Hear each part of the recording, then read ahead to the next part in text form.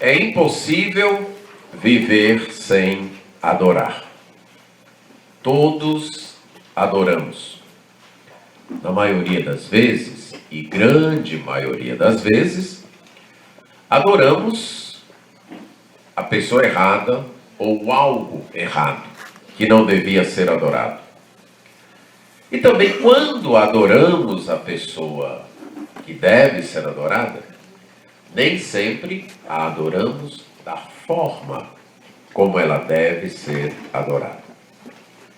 Nós adoramos outras pessoas, adoramos várias atividades, e eu creio que quem mais nós adoramos somos nós mesmos. Mas sempre estamos adorando. É impossível viver sem adorar. É assim porque fomos feitos assim. Fomos feitos para adorar. Fomos feitos para viver em adoração. Com a entrada do pecado no mundo, a adoração foi corrompida, tem sido corrompida. Então esta necessidade nossa tem sido desvirtuada. E isso tem causado sérios problemas. Desde as primeiras adoração, a história de Caim e Abel comprovam isso. Como nem sempre adoramos, apesar da nossa necessidade de adorar, nem sempre adoramos da forma correta. Tratando da adoração dos santos, hoje à noite eu gostaria de destacar a verdade que essa adoração dos salvos deve refletir a natureza de Deus. Que de fato nós só adoramos a Ele quando nossa adoração reflete a natureza dele.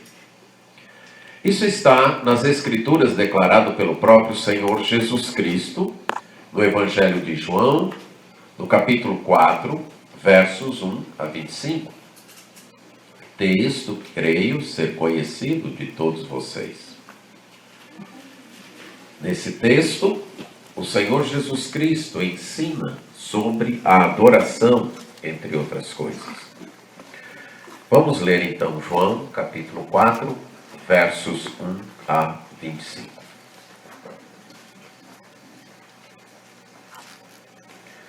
Quando, pois, o Senhor veio a saber que os fariseus tinham ouvido dizer que ele, Jesus, fazia e batizava mais discípulos que João, se bem que Jesus mesmo não batizava, e sim os seus discípulos, deixou a Judéia, retirando-se outra vez para a Galiléia. E era-lhe necessário atravessar a província de Samaria. Chegou, pois, a uma cidade samaritana chamada Sicar, perto das terras que Jacó dera a seu filho José. Estava ali a fonte de Jacó. Cansado da viagem, assentara-se Jesus junto à fonte por volta da hora sexta. Nisto veio uma mulher samaritana tirar água. Disse-lhe Jesus: dá-me de beber. Pois seus discípulos tinham ido à cidade para comprar alimentos. Então lhe disse a mulher samaritana: como, sendo tu judeu, pedes de beber a mim, que sou mulher samaritana? Porque os judeus não se dão com os samaritanos. Replicou-lhe Jesus: se conheceras o dom de Deus, e quem é o que te pede, dá-me de beber, tu lhe pedirias e ele te daria água viva. Respondeu-lhe ela: Senhor, tu não tens com que tirar, e o poço é fundo. Onde, pois, tens a água viva? És tu, porventura, maior do que nosso pai Jacó, que nos deu o poço, do qual ele mesmo bebeu, e bem assim seus filhos e seu gado? Afirmou-lhe Jesus: quem beber desta água, tornará a ter sede. Aquele, porém, que beber da água que eu lhe der, nunca mais terá sede. Pelo contrário, a água que eu lhe der será nele uma fonte a jorrar para a vida eterna. Disse-lhe a mulher: Senhor, dá-me desta água, para que eu não tenha mais sede, nem precise vir aqui buscá-la. Disse-lhe Jesus: vai, chama teu marido e vem cá. Ao que lhe respondeu a mulher: não tenho marido.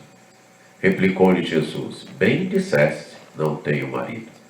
Porque 5 maridos já tiveste, e esse que agora tens não é teu marido. E isso disseste com verdade.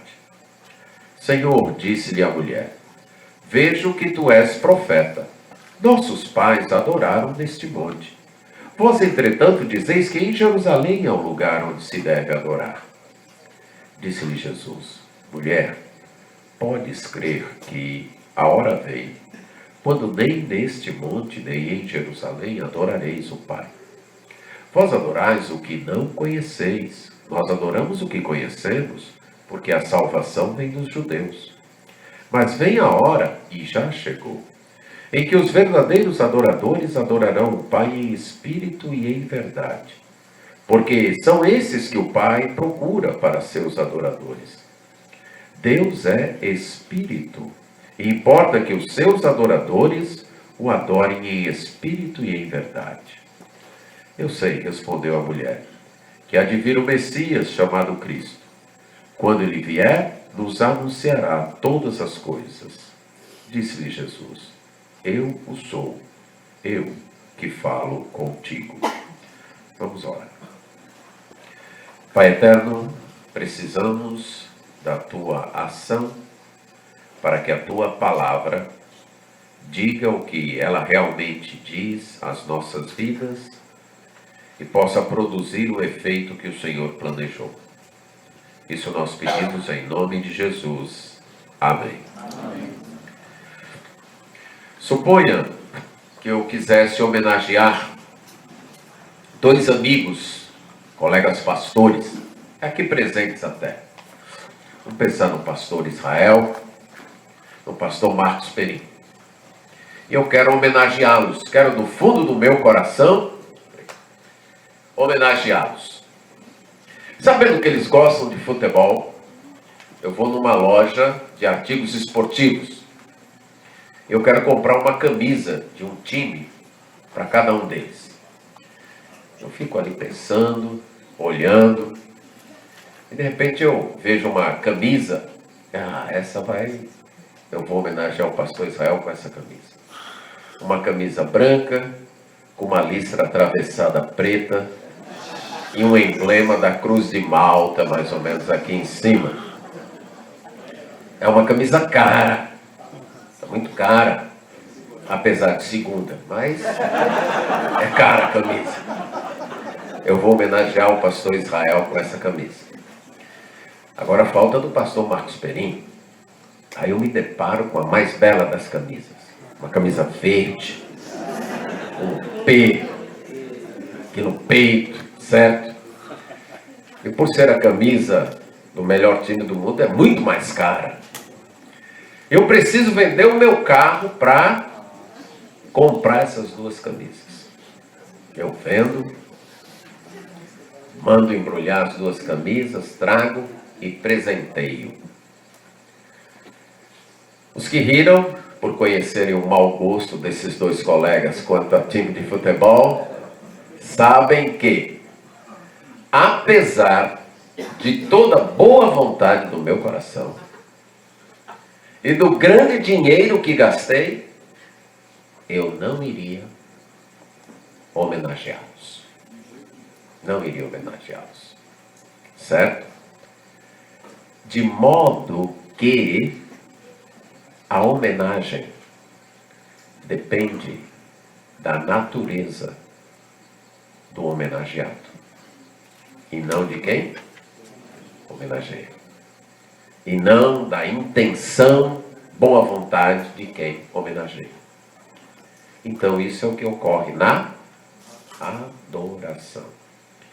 Podemos, a nível humano, até por educação, por respeito, ou porque somos mutáveis, há esperança ainda para o gosto futebolístico do pastor Israel e do pastor Marcos Perim, e o fato deles serem crentes aumenta ainda mais a minha esperança, porque eles estão em progresso, certo? Chegará um dia que eles terão sim um bom gosto, e se eu tivesse feito isso, eu tinha certeza que chegaria o dia que eles iriam apreciar o meu presente. Mas isso não ocorre com respeito a Deus, porque Ele é imutável. Ele não muda em sua natureza. A nossa adoração deve refletir a natureza de Deus.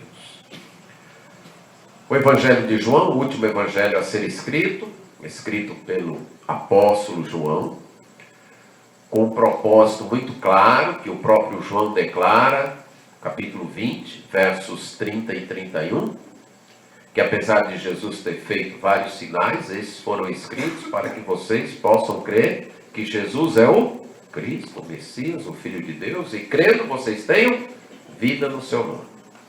Tudo indica que João escreveu na Ásia, ali na cidade de Éfeso, escreveu para um grupo ou de judeus ou de prosélitos, e escreveu com o propósito de deixar claro para eles que Jesus, aquele Jesus rejeitado pelos judeus da Palestina, aquele Jesus crucificado, é o Messias, e que a salvação depende de crer neste Jesus.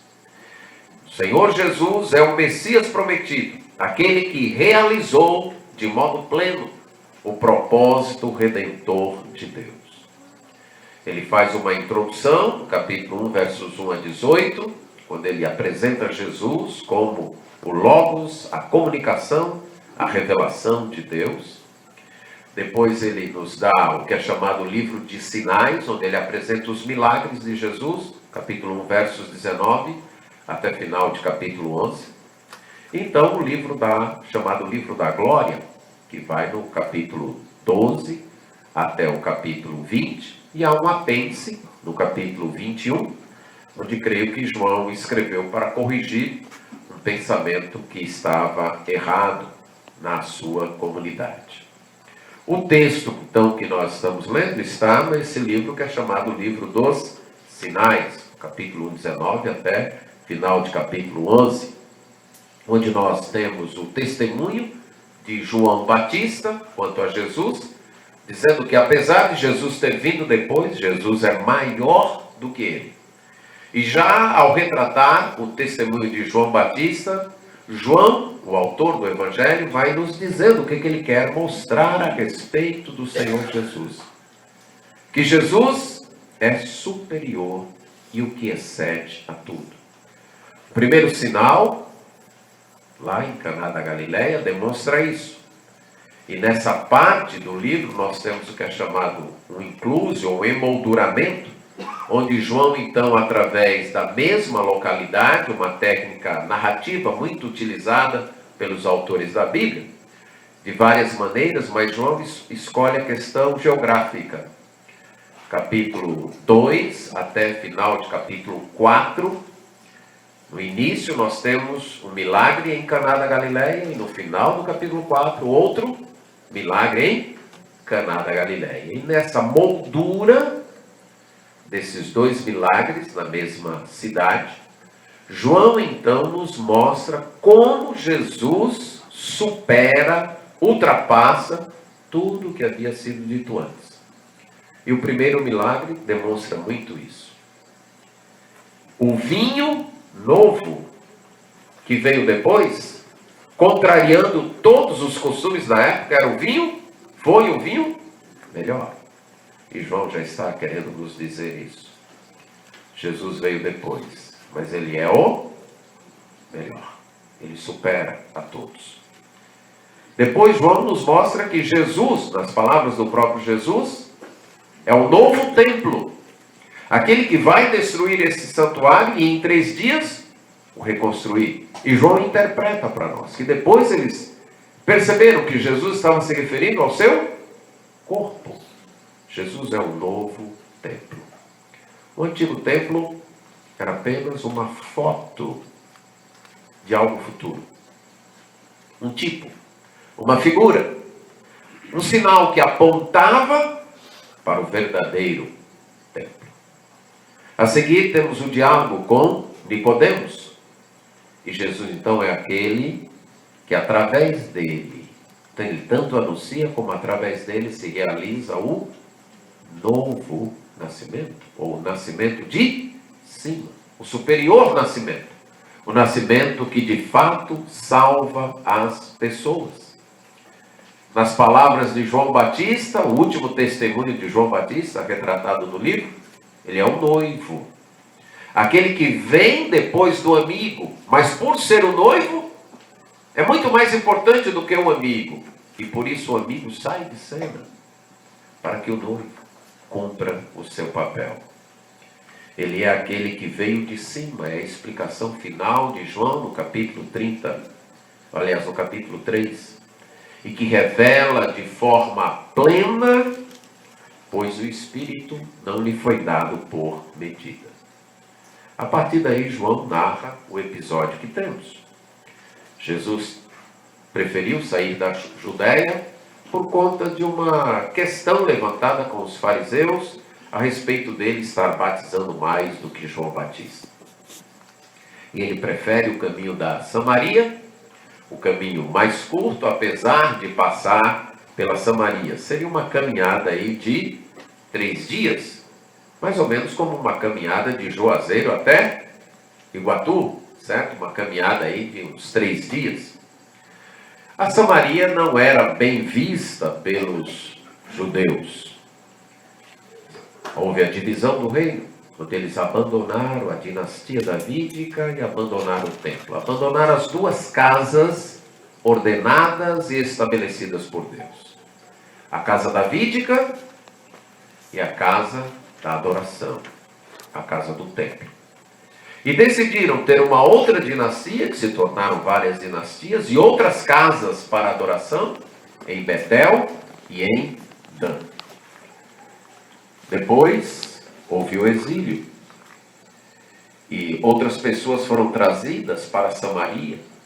Depois, os próprios samaritanos, alguns samaritanos foram trazidos para poder ajudar na adoração ali, já que na interpretação dos dominadores da terra, os deuses estavam irados. E aí começa uma mistura racial e uma mistura cultica também, uma mistura religiosa, uma mistura de adoração. Se as coisas já não andavam bem entre o sul e o norte, entre a Judéia e a Samaria, agora elas se complicam ainda mais. Na reconstrução do templo, tanto na reconstrução, no retorno com Zorobabel, na época de Ageu e de Zacarias, como na reconstrução dos muros, na época de Neemias, o confronto foi muito grande, muito virulento. Então eram paredes que só estavam subindo, muros que só estavam subindo aí entre os judeus e os samaritanos. No período interbíblico, inclusive, os samaritanos chegaram a construir um templo ali em Gerezim. Esse templo durou quase 300 anos. Foi construído por volta de 400 a.C. e foi destruído em 128 a.C. pelos judeus. Você pode imaginar a montanha de ódio entre esses 2 povos. Você tem um templo para adoração, que dura quase 300 anos, e aí vem um povo que a gente já não se dá bem e destrói esse templo. O ódio era muito grande. E aqueles samaritanos só aceitavam o Pentateuco. É por essa Samaria que Jesus vai atravessar. E ele chega a um poço antigo. Um poço aí, já na época de Jesus, teria aí perto de 2000 anos, já que remontava a Jacó. Um poço de mais ou menos 42 metros. Segundo fontes, esse poço existe e ainda tem água hoje. Certo? Então, aí algo fantástico também. Jesus chega, é a cidade de Sicar, o local onde os ossos de José, o filho preferido de Jacó, estavam sepultados. Ele encontra então essa fonte de água, está cansado. ele pede descanso, o seu corpo também está com fome, pede alimento. Os seus discípulos vão providenciar alimento e ele fica à espera da água. E aí vem uma mulher. E Jesus faz um pedido em comum. O próprio autor nos explica isso. Literalmente, quando ele diz, porque os judeus não se davam com os samaritanos, a frase é, eles não usam os mesmos vasos, ou se fosse na nossa linguagem, eles não comem no mesmo prato. Estão tão mal que não comem no mesmo prato. Qualquer judeu religioso que entrasse em contato com um samaritano seria considerado alguém contaminado, alguém impuro. E ela, além disso, era uma mulher. Os judeus não permitiriam que seus filhos casassem com uma samaritana. Mas não era também qualquer mulher. Era uma mulher que já estava no 6º homem em seu relacionamento. Era uma mulher, para os próprios padrões dos samaritanos, uma mulher marginalizada. Tanto é que ela vai buscar água ao meio-dia, que não era o horário comum das moças e mulheres de nome irem buscar água. Normalmente elas iam em conjunto, iam todas juntas, ou logo cedo da manhã, com o sol ainda frio, ou à tarde. Mas essa tinha que ir sozinha, ela não era benquista, era uma mulher considerada uma pária moral. E aí tem esse homem que é judeu e que pede água para ela. Talvez a interpretação da mulher foi: ele deve estar, de fato, morrendo de sede. Mal sabia que quem estava morrendo de sede era ela, e não Jesus. E aí começa todo aquele diálogo que vocês conhecem e chegam nessa questão da adoração. Jesus trata de uma outra sede, a sede da mulher, que fica muito clara em sua vida, nessa mudança constante de relacionamentos. Ela está buscando saciar sua sede nos braços de algum homem, mas não tem encontrado satisfação nenhuma. Porque, como já disse o músico e poeta evangélico do Brasil, a sede do coração não é satisfeita nos braços de um relacionamento, nos braços de um homem. Essa constante insatisfação continua. Ela começa a chegar perto da verdade quando manifesta a sua sede de adoração. Diante da palavra de Jesus, ela chega a uma conclusão: Jesus é profeta. Então, já que ele é profeta, ele sabia tanto de sua vida que ele só pode ser o profeta. E talvez o profeta prometido lá em Deuteronômio, que seu povo aceitava o Pentateuco, aceitava a promessa de Deuteronômio, daquele profeta semelhante a Moisés. Então ela coloca essa questão: Senhor, qual é o lugar correto para nós adorarmos? Como deve ser a nossa adoração? Onde deve ser a nossa adoração? Deve ser aqui nesse monte ou lá em Jerusalém? Onde é que nós devemos adorar? Como é que nós devemos adorar? Aqui ou lá em Jerusalém? Aqui porque Abraão, Jacó edificaram altares aqui, Senhor. Aqui porque as bênçãos foram pronunciadas nesse monte aqui, até por ordem de Moisés. Na época, quando o povo entrou na terra, foi aqui, nesse monte, que as bênçãos foram pronunciadas. Acreditamos até, ela poderia dizer, que Moisés ordenou a construção de um altar aqui, quando ele ordenou que as bênçãos fossem pronunciadas aqui, conforme Deuteronômio 27, 4 a 6. E além disso, nós tivemos um templo aqui. Durante séculos, nós tivemos um templo aqui. Onde é que nós devemos adorar? A pergunta da mulher é uma pergunta que chega a nós de diversas maneiras. Hoje nem tanto quanto ao local. Mas a resposta de Jesus demonstra que a adoração deve refletir a natureza de Deus. Em primeiro lugar, a adoração deve ser fruto de conhecimento de Deus. Jesus diz: vocês adoram o que não conhecem. Nós adoramos o que conhecemos, porque a salvação vem dos judeus.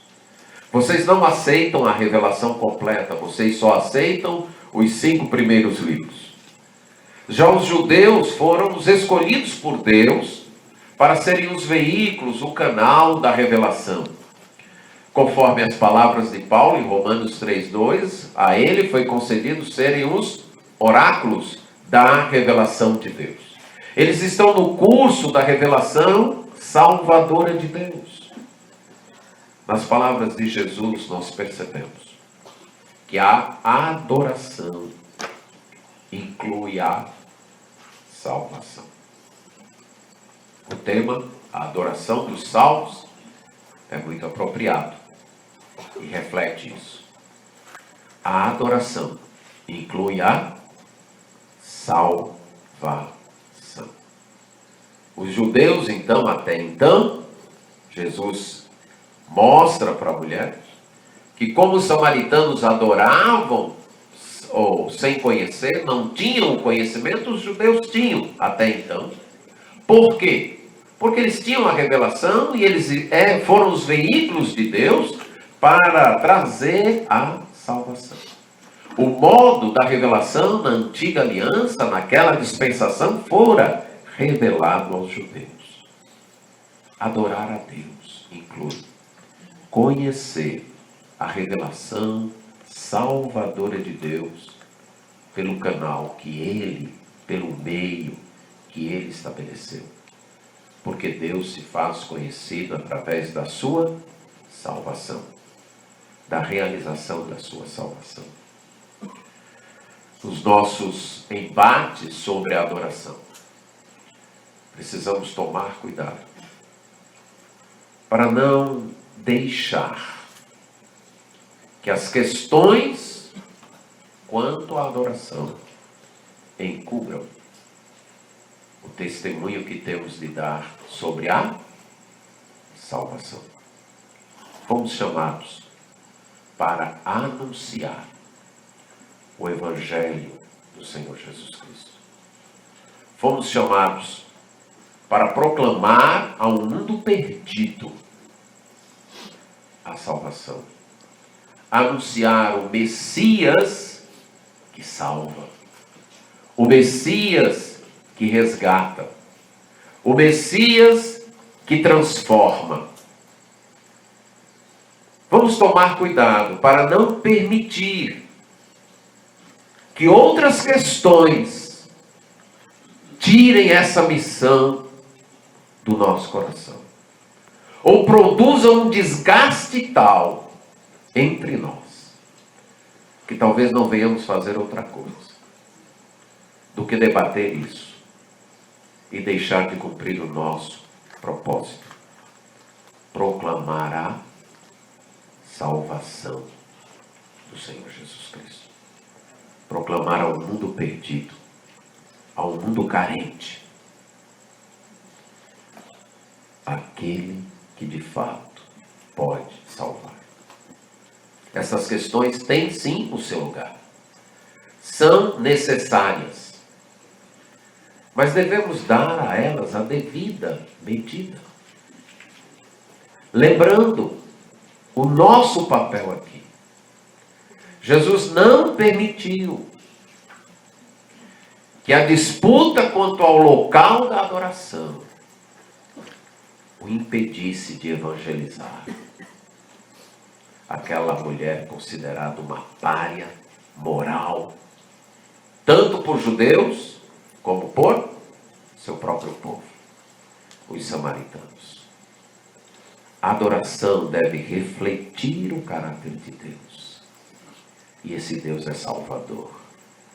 Esse Deus ama pecadores. Esse Deus busca pecadores. Esse Deus é compassivo. Esse Deus veio ao mundo que o rejeitou para salvar. Esse Deus, na pessoa de Jesus, empreendeu uma caminhada e sentou-se à beira de um poço e entabulou uma conversa com uma mulher desprezada, de má fama, porque entendia que são pecadores transformados pelo Evangelho, pela salvação, que adoram a Deus. Não vamos permitir que o nosso coração perca isso de vista. Adoramos o Deus que salva, o Deus que quer salvar, o Deus que ama pecadores desprezados. Esse é o Deus que nós proclamamos adorar. Nossa adoração deve refletir isso. De modo que evangelizar é uma forma de adoração particular.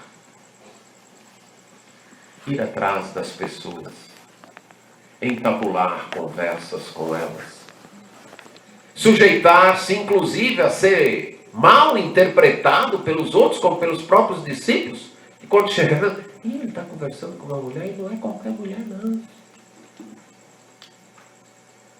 Isso é adorar. Buscar pessoas é adorar. Evangelizar é adorar. Amar pecadores como Jesus ama, como Deus ama, é adorar. Sujeitar-se aos desentendimentos deles. Jesus começa falando de uma água que a mulher não entende errado. Tem outros interesses, mas nem por isso Jesus desiste dela. Jesus sabia que ela era uma mulher de má fama, mas ele era uma alma a ser alcançada, uma alma a ser salva. E foi através dela, e aqui nós temos uma ironia em João, entre as muitas que João declara. Lá na Samaria, ele foi reconhecido como o Messias. Nem na Judéia, em Jerusalém, e nem na Galiléia, o lugar onde ele nasceu, mas exatamente na Samaria. E através do testemunho de uma mulher que era uma pária moral. Adoramos quando evangelizamos com esse amor, quando proclamamos esta salvação. Não vamos perder isso de vista. Foi porque outros adoraram assim que hoje nós estamos aqui. Não é verdade? Foi porque alguns adoraram a Deus assim que nós estamos aqui. Não vamos perder isso de vista. Vamos conhecer as Escrituras. Outra forma de adorar. O conhecimento da Bíblia. O conhecimento das Escrituras. O conhecimento meditativo na Bíblia. O conhecimento contemplativo.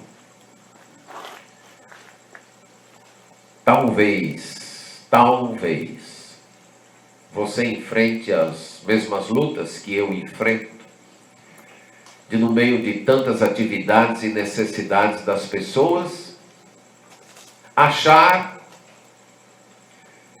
que o tempo que nós chamamos de devocional, aquele tempo da meditação das Escrituras para o nosso alimento, aquele tempo de estar aos pés de Jesus, simplesmente para aprender, para ouvir, não planejando um serviço, não tentando arrumar um jantar, não tentando achar os pontos de um sermão, não, mas estar como Maria, aos pés de Jesus para aprender.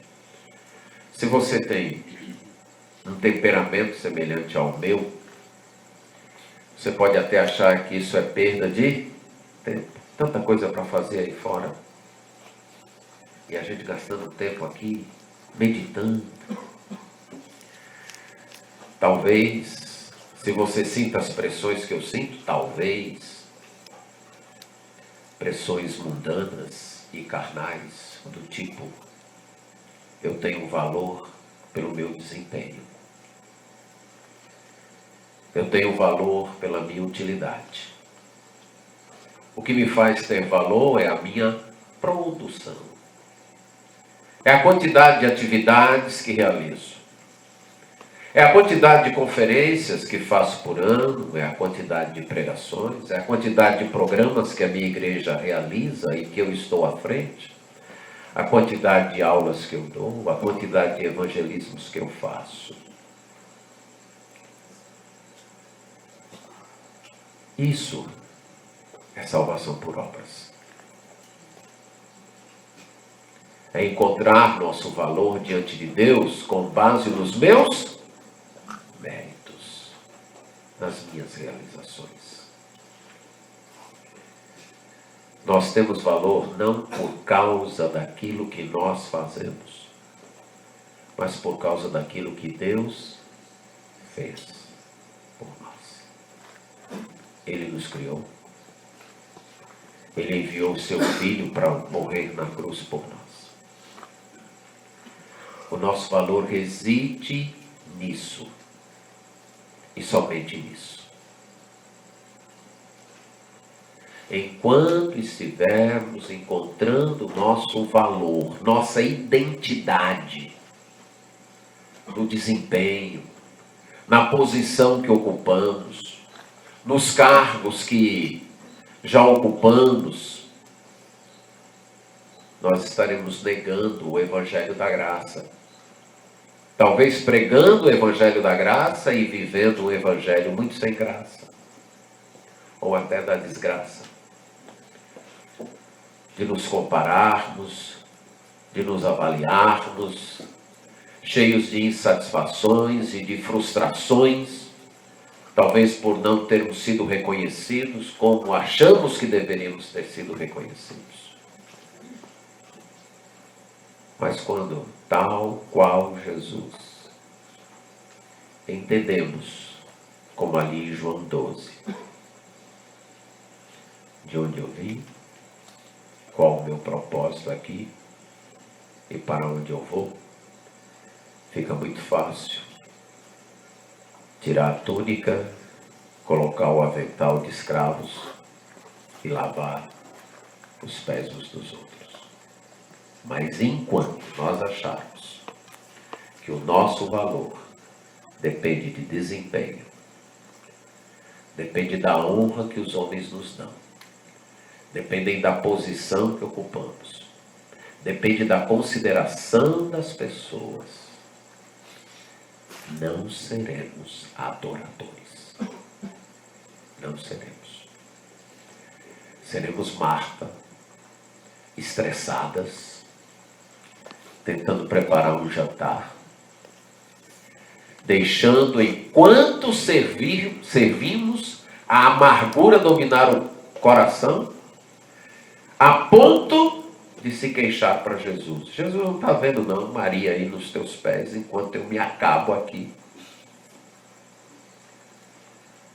Quantos de nós já não pensamos estas palavras em nosso coração, apesar de nunca as pronunciarmos? O senhor não está vendo isso não? Eu estressado, acabado, me esfaldando, me acabando, e os outros aí, Senhor? E aí, o senhor não está vendo isso não? Precisamos de tempo para contemplar, para conhecer as Escrituras, abrir a palavra, estudá-la, deixar Deus falar, lembrar, Marta, Marta, tu estás ocupadas com muitas coisas. Poucas são necessárias, ou mesmo uma. E Maria escolheu a melhor parte, essa não será tirada. Conhecer as Escrituras no sentido contemplativo. alimentar nossa alma, fazer das Escrituras um encontro com Deus. Isso é adorar. Deixarmos a Bíblia falar ao nosso coração. Deixar a Bíblia nos alimentar. Isso é adoração individual. Jesus continua dizendo para a mulher, e aí ele demonstra que agora a adoração é mediada por ele. A hora vem, quando nem nesse monte, nem em Jerusalém adorareis o Pai. Vai chegar a hora, vai chegar o momento. E mais na frente ele diz, vem a hora e já chegou. Aqueles que têm se inteirado um pouco da teologia de João e a teologia do Novo Testamento, especialmente no esquema já e ainda não, podem compreender essas palavras de Jesus, que ele ficam muito claras no capítulo 5, versos 25 e 28, quando ele diz, em verdade vos digo que vem a hora e já chegou, em que os mortos ouvirão a voz do Filho do Homem, e os que ouvirem viverão. E no verso 28, não vos maravilheis disso, porque vem a hora em que todos os que se acham nos túmulos ouvirão a sua voz e sairão. Esquema aqui, a gente pensa na promessa do Antigo Testamento, em tudo que foi prometido para a realização da salvação de Deus, todos aqueles anúncios sinalizando como você está numa estrada e vários marcos, várias placas de sinalização, faltam tantos quilômetros, faltam tantos quilômetros, faltam tantos quilômetros, até que chegou. Chegou o Messias, chegou o prometido, chegou o descendente da mulher, chegou o descendente de Abraão, chegou o descendente de Judá, o descendente de Davi, chegou o Filho do Homem, chegou aquele que é o templo, o tabernáculo, chegou aquele que incorpora e cumpre a lei, ele chegou. Só que também ainda vai chegar. Ele chegou. Ele trouxe. Mas trouxe apenas as primícias. Então já chegou a hora em que uma certa ressurreição ocorre. Que é a ressurreição espiritual. Mas ainda não chegou a hora da ressurreição final. À luz desse uso que João faz desta expressão, nós podemos entender o que Jesus está dizendo para a mulher samaritana. Olha, a salvação vem dos judeus, e eles estão certos em adorar em Jerusalém. Lá é o local onde se deve adorar agora. Mas a hora vem e já chegou em que esta adoração ficou para trás. O templo sinalizava, apontava para um outro templo. O templo, inclusive, foi feito desde o tabernáculo, lá com Moisés, conforme as plantas da matriz do modelo celestial que Deus mostrou a Moisés. Lá em Êxodo, é claro, o autor de Hebreus vai referir-se a isso. Em Apocalipse, praticamente declara isso. Há um templo lá que aquele refletia. Mas agora chegou o templo verdadeiro, o Senhor Jesus Cristo. Então vem a hora, e esta hora já chegou, em que o templo está aqui, o novo templo, como ele diz no capítulo 2, versos 19 a 22, em que aquele que é a ressurreição e a vida, como ele disse em 11:25, já está aqui. Aquele que então traria o Espírito Santo, que usando uma linguagem bem semelhante,